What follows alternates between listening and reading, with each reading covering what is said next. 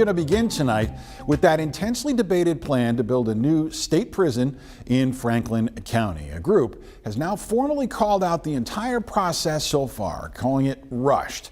Claire Everbach reports on those claims and what it might mean for building the huge new facility. Gravel and Grit say it used the Freedom of Information Act to look into the state's decision-making process for the project, but leaders say what they found did not match what the state was saying publicly.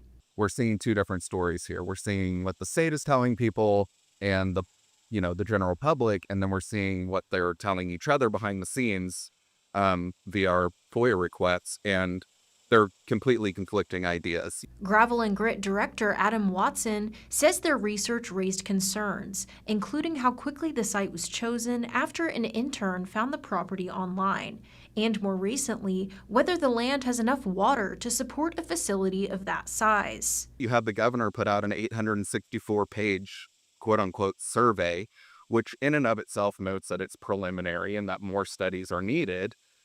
But then a month later, come to find out, they drill test wells and there's no water available at the property. That's why Gravel and Grit is pushing for a formal investigation.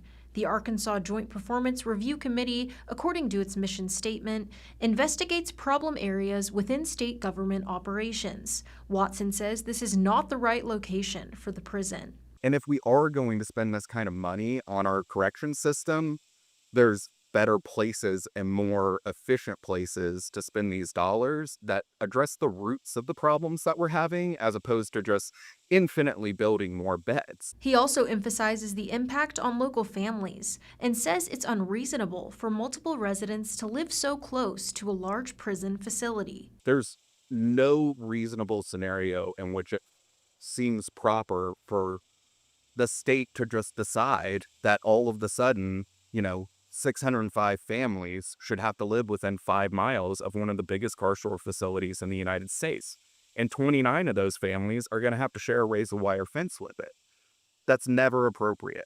Not in Arkansas, not in the United States. Most importantly, Gravel and Grit wants to ensure all facts are fully disclosed so the community can make informed decisions. We want to get the answers that we are missing so that the full story can get out there. From an objective standpoint, this site makes no sense for a property of this size. The facts speak for themselves in this case.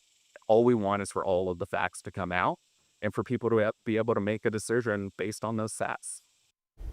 Claire Everbach reporting for this. Similar complaints preceded the building of the Calico Rock Prison in north central Arkansas. Funding for this prison project is expected to be taken up in the fiscal session when it arrives in 2026. Meanwhile, Gravel and Grit has created an online petition that's gotten more than 700 people to support it so far.